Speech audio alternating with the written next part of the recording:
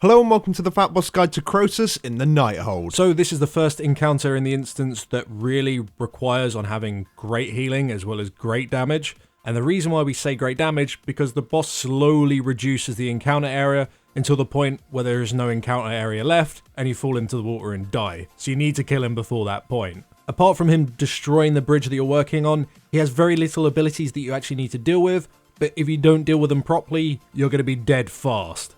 So let's kick straight into it, and let's talk about Krosus. Now from the very start of the encounter, everyone needs to be keeping an eye on the boss's hands because of his Fel Beam. What he'll do is he'll charge up energy in one of his hands and send it shooting down one side of the bridge, dealing a huge amount of damage to anyone caught by it. Now it always casts this ability down either the left hand side of the bridge or the right hand side, and this is indicated by which hand he's lifting up and then shooting the green beam out of. So if you're standing right down the middle, you'll always be close to safety and you'll only need to sidestep a few yards just to avoid the blast. On top of this, you'll have Orb of Destruction to deal with. He will mark a random range DPS or healer, and after 5 seconds he'll throw an orb at them. When this orb lands, it will do a large amount of raid-wide damage that will drop off with distance. So as the player who receives this debuff, you want to move as far away as you can from the raid, right towards the back of the bridge, just to maximise the amount of space between you and the raid.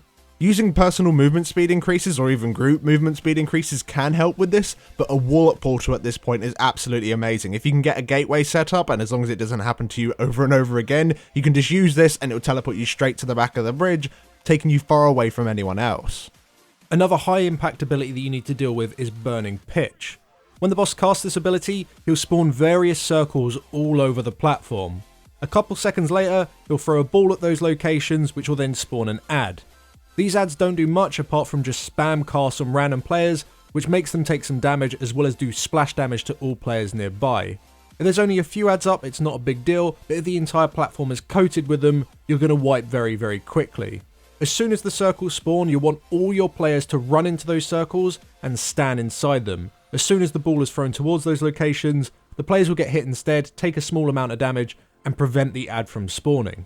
Now it is entirely possible for you to actually soak every single circle, however it's not really that reasonable for you to do it every single time. It's almost impossible to assign exact locations because you don't really have that many seconds to run in and actually soak them, so instead set up rough guides. We have our healers do the middle of the platform, our ranged DPS go right towards the back, and the melee to do the front.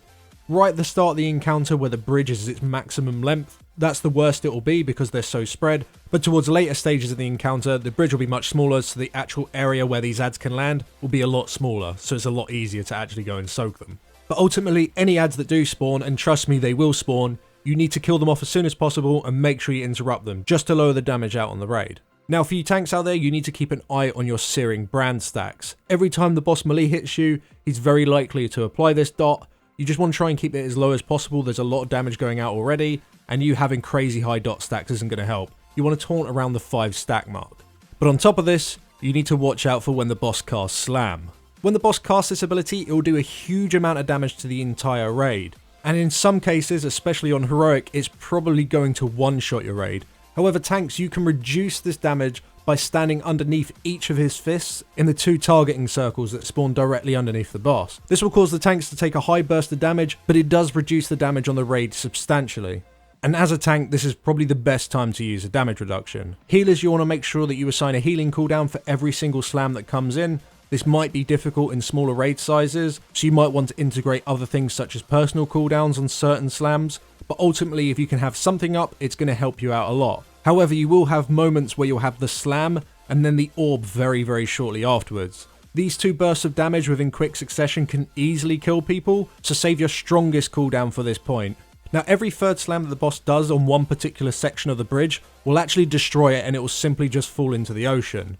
On this particular slam, you don't want your tanks to soak the hit, and instead everyone that's within melee range needs to run back to the non-cracked part of the bridge, because like we said at the start of the video, if you fall into the sea, you simply just die. Now as the bridge is destroyed throughout the fight, like we already said, it does make dealing with the burning pitches a lot easier, but you need to keep in mind it makes dealing with the orb slightly more difficult, because the player's not going to be able to move as far back, or well, he's not going to be able to increase the distance between himself and the raid as much as he could at the start of the fight. This means that the damage from the orb is going to go up and up, and towards the end of the encounter, say you only have one section of the bridge left, you're forced into positions where you're very close to the orb target.